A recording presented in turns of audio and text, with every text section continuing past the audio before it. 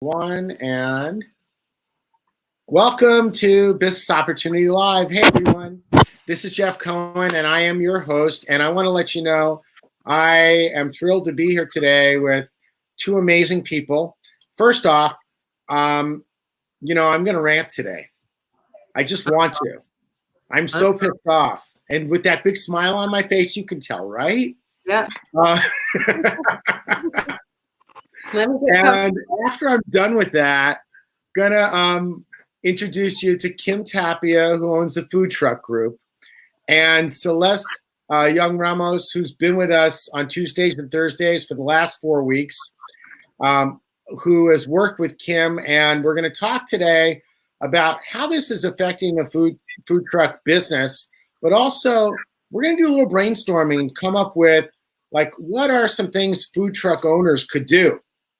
And they may be doing them or not. None of our ideas are guaranteed to be new, but maybe something we say will spark someone. And I really want to invite you to join us in this conversation, to comment on it, give us your thoughts. If you're in Facebook or YouTube, type in what's going on for you in this conversation and let us know.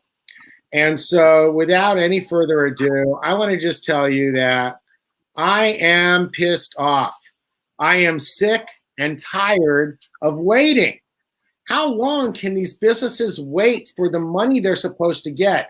Our infrastructure in this country is totally insufficient to fulfill on the needs that our businesses have. We did not declare this emergency, and our government has said, we're going to make sure you guys can make it through. And I'm only guessing that only a small fraction of people have seen money come out so that they can move forward. And I know that there are several really big public companies, more than several, 30 to 40 of them, that have applied for and gotten millions and millions of dollars of relief money that should be going to small businesses with under 500 employees. It should be going to small businesses that are solopreneurs that are trying to protect their livelihoods and keep their families going, that don't have access to public funds, that want to make a difference in their communities, but they're hampered by their ability to actually feed their families. Guys, this is serious stuff. Stop putting people off. I keep hearing it's a priority, but I'm not hearing from enough people that they're seeing the money. Okay. Enough ranting. I'll take a deep breath and calm down now. Well, I had someone apply yesterday at Blue Vine, which is some kind of smaller bank, and got approved in 1 day. Wow. $110,000. In one day? Yeah. So my advice is, if you're going to the PPPs, to get PPP at your major banks, I would not do that. At this point, they have so many people already in line that didn't get funded last time that they're not going to probably take any more on there. So there's like Lindustry and PayPal and a lot of other places. I can attach a file to our website here of all of the other banks that are also offering it.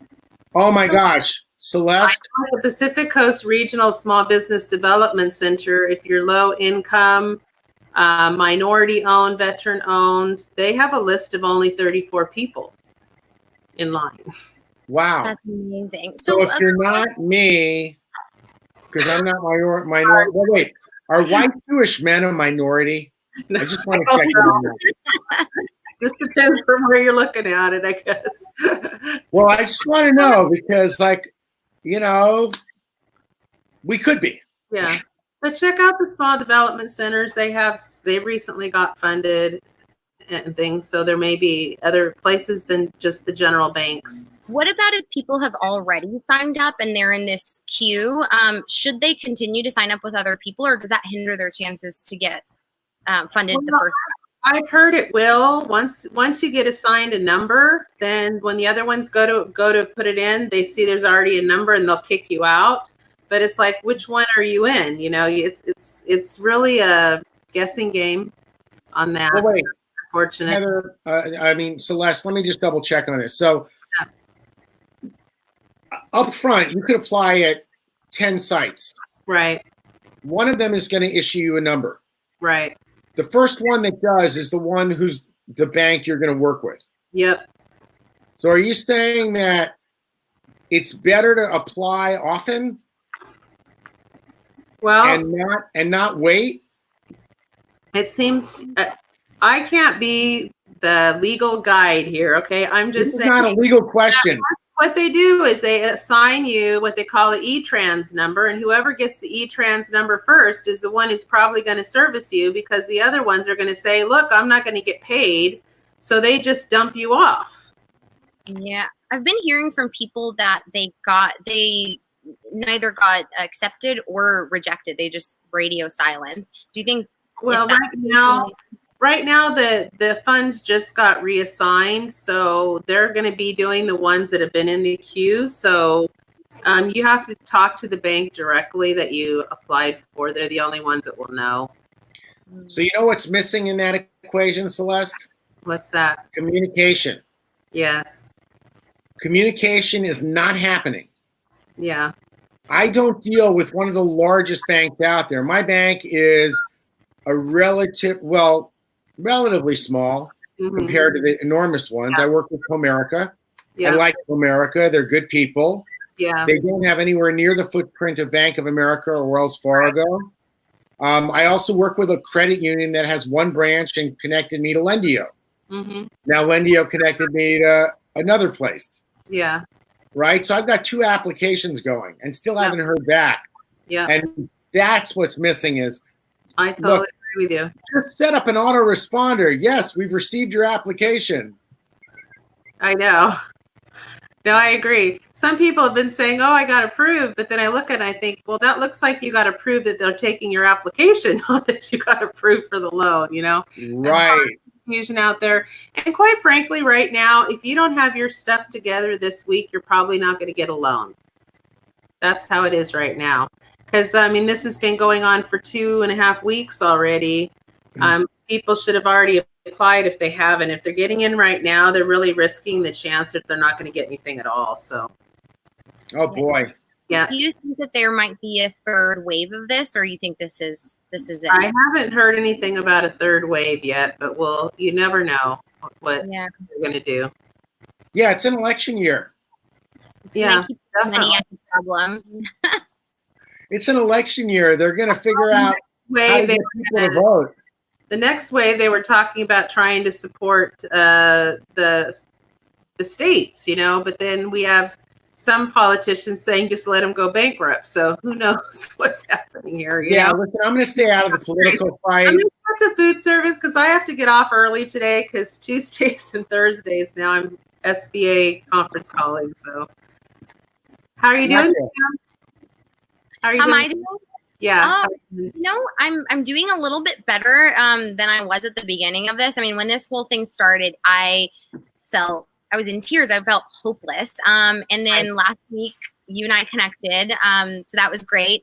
But also last week, something happened that I didn't think was going to happen is we got 2 new clients, which I was hoping that something like this would occur where people that weren't mobile already needed to be mobile. So last week we had a restaurant actually rent out a food truck for a catering they had to do for a manufacturing plant, I believe. And then we had a new client start. These 2 clients had been let go from work. They weren't eligible for unemployment benefits. So, they put together some money and we're like, well, we need to start making some money. Government's not going to help us. Food trucks are essential businesses. So they started a food truck and, that's the way that their family is going to be making money moving forward. So it's good for them and really, really good for us as well. And, made us feel a little bit hopeful about how this is all going. So your company does leasing for food trucks. And where are you located? So we're located in the Valley. We're located in Pacoima. We have a couple different locations. So we lease out food trucks for people that want to start their own business and maybe don't want to invest right away in purchasing their own food truck or, leasing a restaurant. So they'll come to us. we have the food trucks. They're fully permitted in Los Angeles County. We take care of all the maintenance and the repairs. So they never have to worry about any of that. So you just come in, and then you can work with someone, you know, like yourself, where you can help them get their business license, seller's permit. But as far as the health stuff and the food truck and the kitchen in the food truck, we handle all of that. So that's a little bit about, you know, what we do right now. Very good. How long have you guys been doing that for, Kim? Wow, we have been doing this for almost 10 years now. Yeah, it's been about 10 years. We formed the food truck group about 5 years ago, so full time with it 5 years ago, but it's going to almost be 10 years this summer. Wow, congratulations. Yeah, thanks. Yeah. How many trucks do you have, Kim? I've cooked on the food truck. I'm sorry, Celeste? I'm sorry. How many trucks do you have, Kim? We have 29 food trucks. Oh, great. All Yeah, right. we have 29 food trucks. Yeah. Are you So- Now, are all of those trucks rented out, or most of them rented out, or how does that? So most of them are rented out. Unfortunately, with what happened, a lot of our clients, you know, took a pause just to kind of see what was going to happen with everything. So we do have, I would say, maybe 75% of our clients aren't working this month and are going to be coming back next month. But there are still food trucks that are working. We were talking about it earlier. So each one of our clients, I mean, we're just a property manager for these food trucks, and our clients can run their business however they'd like. We have some clients that focus on like events. So they go to festivals, fairs, farmers markets. They depend on that foot traffic, and they depend on, you know, those large gatherings that are now banned. Then I have other clients who focus more on having sort of like a stationary food truck. So they're sort of like a pop-up restaurant, and also other clients that focus on catering. So those clients are the ones that I'm seeing that have stuck around during this. Because we're not shut down. We can operate. All food trucks can operate right now. They are essential businesses. But just if your business was solely going to events, then those clients I'm seeing stop. The other clients are still grinding it out, not making nearly the amount of money they were before, but making enough to, you know, to cover their costs and bring in some money and not let their brand die. Well, you know, I think people have to use like a little bit different strategy. And I know I was talking to one food truck owner this week where he started targeting more larger apartment complexes, like sending notices to the residents and putting his information on like the Nextdoor app, and then parking his truck. And he was saying he had a couple days where he did $1,000 in sales in just one day, which is really good for a food truck. And yeah, people do that too. yeah, and also the recently I saw, and I'm going to have to try to find more information because I just heard it today, but some restaurants are supplying food to seniors that are now stuck at home that are part of the government program. So I'll try to get the information for that, because I think that would be good for food trucks too, because they're more mobile. Well, what I just heard that's a really interesting concept is the idea of having food trucks go to large apartment complexes. Mm-hmm. Or, you know, I wonder also if they would go to like schools that are like residential schools and start showing up in neighborhoods, because I can tell you, I live next to 3 schools and a church. Boy, if a food truck showed up over here, I would be there like about as fast as anybody, just because we're not doing a lot of running around. So if something comes to you, that would be really interesting. Yeah, well, people in apartments are on foot too. So if you know you're in a reasonable area, you could probably pick up some people. All those street vendors are not getting those business now, so they got to go somewhere. So yeah, exactly. We've seen a lot of you know, I've gotten a ton of phone calls now. Like I said, last week we rented out to a restaurant from restaurants who were depending on those bodies showing up to them. So we've had a lot of calls for those. I've also had a couple of my clients pivot to frozen products, which is super interesting. So one of my really good clients, they have a barbecue food truck. And what they started to do is they started to sell their brisket, their pulled pork, their chili, their sausages frozen by the pound. I also have another really great client that sells bagels. And what they started doing is they made pizza bagels frozen, and they've been delivering those as well. So that's not taking away from what the food truck is doing. So the food truck is still going out there operating, and on top of that, they've now found a new way to bring in revenue. So I think that this has gotten people to get super creative. So they're going to have something extra on top of what they were already doing. And I think That's a lot amazing. of people, And how's the employment looking, Kim, in the industry? Are you seeing that they're holding steady with the number of employees, or it's dropped, or it's now growing? What's actually occurred employment-wise? Employment-wise, I mean, like I said, a lot of we still have some people that are working. So they've been able to, my clients that are working have been able to keep their entire staff. With the amount that they're making, they're not turning a huge profit, but they are turning a profit and are able to keep their employees on. So that's something that, you know, we're really proud of. We're really happy that was able to happen. And again, you know, with the caterings that are coming in right now, we had yesterday, one of our food trucks went out to do a healthcare workers catering, and I know next week we're going to be doing a nursing home. So I think people are going to get more used to food trucks showing up in neighborhoods, just like Celeste said. I think that's going to be a new business strategy for the food trucks, instead of waiting for these events where you're hoping people might or might not show up. I'm also curious if you've been contacted by any of the people that are making donations to hospitals and to other establishments where there is a defined need for some support. Are you seeing any of that? Well, today we got in a request for a nursing home. I haven't gotten any for the hospitals directly, but that is something that we're advertising, you know, letting people know that our food trucks are offering a discounted rate to come and service these areas. You know, a lot of the times these people don't have, you know, they have like the vending machines that don't have, you know, great food options. So it's, you know, helping them and also keeping, you know, trying to keep us in business as much as possible. You know, I'm also curious that if somebody wanted to make a donation to service a local, you know, fire department, police station, hospital, like what would you need donated in order to be able to come in and cater a lunch for an hour?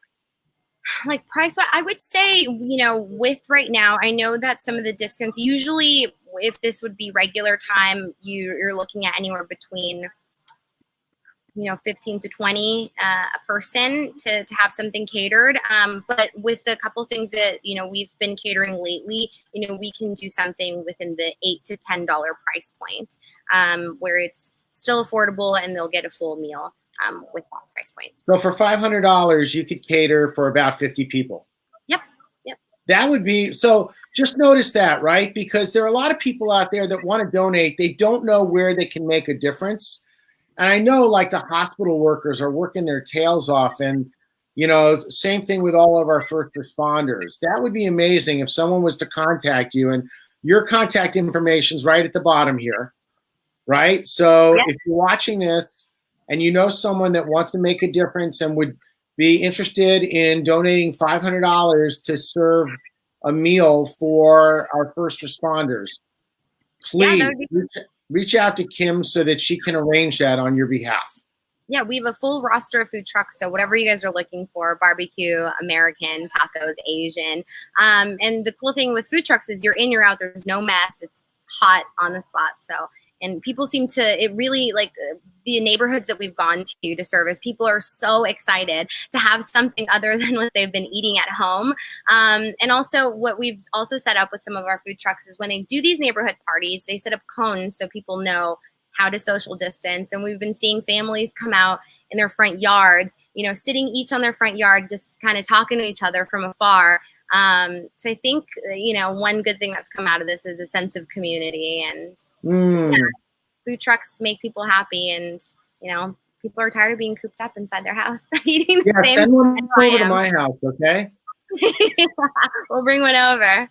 I'm going to have to take off. On Thursday, I want to talk about how to use your PPP loan so you get it forgiven. So that'll be the topic. Yes. Oh my God. Thank you. That would be amazing. People getting the loans. This last week, I've been hearing them pop, pop, pop, pop. Awesome. All right. Well, great. Well, look forward to hearing more about that. Thank you, Celeste. And Thank you so much, Kim, Celeste. what a pleasure having you today. So nice meeting you. Thanks for having me. Yep. And I'm looking forward to hearing how you and your army of food trucks makes a difference in the communities, because there are a lot of communities that would just welcome them with open arms. I think so too. Thanks so much. And yeah, I'll keep you in the loop with everything that's going on over here. All right. So for Celeste and Kim and I, hope you guys have an amazing day. Look for a food truck driving down your block. Wave them down. I bet you can make them stop without laying in front of it. I just bet. Have a great day, everyone. Bye now. Bye.